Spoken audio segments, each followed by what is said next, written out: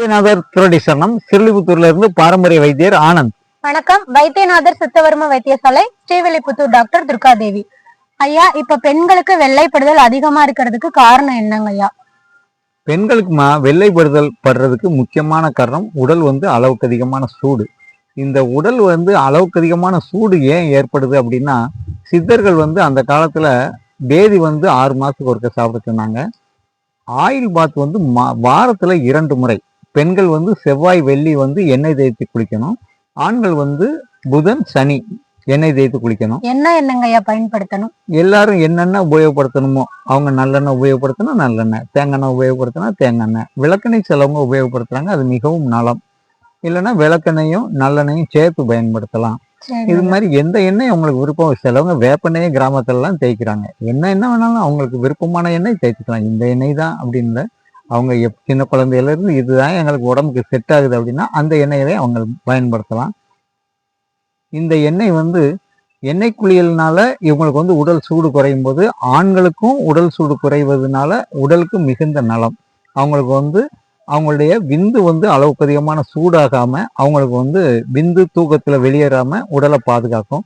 அதே மாதிரி பெண்களுக்கும் அவங்களுடைய உடம்புல இருக்கிற அளவுக்கு அதிகமான சூடு அவங்களுடைய பெண் துவாரம், அந்த யோனி துவாரத்து வழியே தான் அவங்களுக்கு அவங்களுடைய உடம்பு ஹீட் எல்லாம் வெளியேறும்.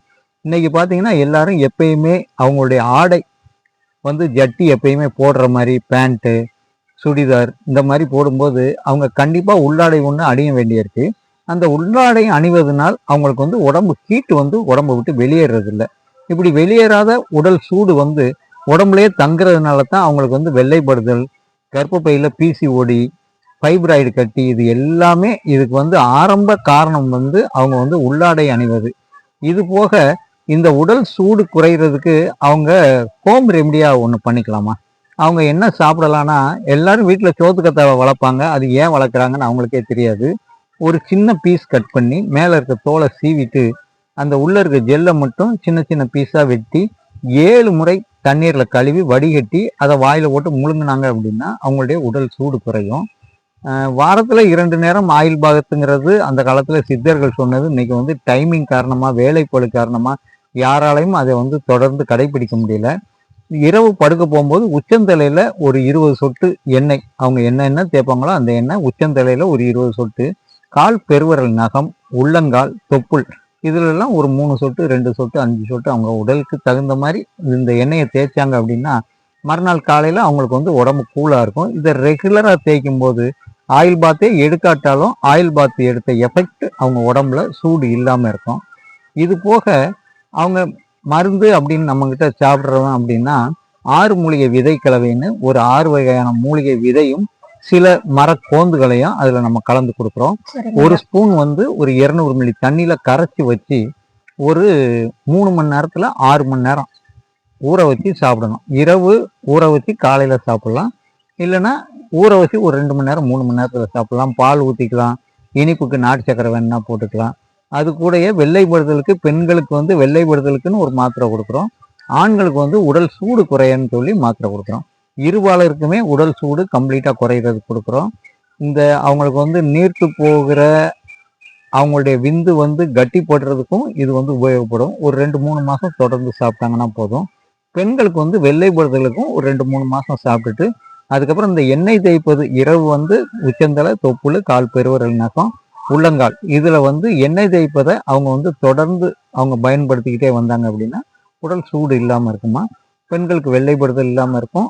ஆண்களுக்கு அந்த விந்து அணு கட்டியாகவே இருக்கும். அவங்களுக்கு தூக்கத்துலலாம் போகாது, யூரின்லையும் கலந்து போகாது. அந்த மாதிரி ஒரு அற்புதமான உடலுக்கு அற்புதமான மருந்துமா இந்த ரெண்டுமே. இப்போ உடல் ஹீட்னால பெண்களுக்கெல்லாம் யூரின் போற ப்ராப்ளம்லாம் வரும். யூரின் போற இடத்துல எரிச்சல்லாம் வரும்ல சார் ஹீட்டால, அதெல்லாம் குணப்படுத்த முடியுமா? இதை சாப்பிடும்போது அந்த ஹீட் கம்ப்ளீட்டா குணமாயிருமா. ஆனா அந்த அவங்களுக்கு அந்த இடத்துல ஒரு யூரின் இன்ஃபெக்ஷன் மாதிரி, ஊறல், அந்த மாதிரி அறுப்பு, அந்த இடத்துல எரிச்சல் இருக்கு அப்படின்னா கடையில இவங்க திரிப்பலா சூர்ணம்னு சொல்லி கடுக்காய், நெல்லிக்காய், சான்றிக்காய் இதோட சூர்ணமாவே கிடைக்கும்.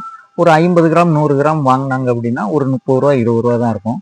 ஒரு 1/2 லிட்டரு நல்ல சூடான தண்ணியில 1 டீஸ்பூன் அந்த பவுடரை போட்டு கலக்கி கொஞ்ச நேரம் வச்சிருந்து மேலே இருக்கிற தண்ணியை மட்டும் வடிகட்டி அந்த அவங்களுடைய பிறப்பு உறுப்பை வந்து கழுவுனாங்க அப்படின்னா அந்த எரிச்சல், அந்த இடத்துல இருக்க காந்தல், அந்த இடத்துல இருக்க அரிப்பு இது எல்லாமே குணமாகுமா. நன்றி ஐயா. நன்றிம்மா. இதை பற்றிய மேலும் விவரங்கள் உங்களுக்கு வேணும்னா கீழே வந்து நம்பர் போகுது, அதுல வந்து பட்டதாரி மருத்துவர்கள் உங்களுக்கு தேவையான தகவல்களை சொல்லுவாங்க. உங்களுடைய சந்தேகங்களை நீங்க அவங்க கிட்ட கேட்டு தெரிஞ்சுக்கலாம். நன்றி, வணக்கம்.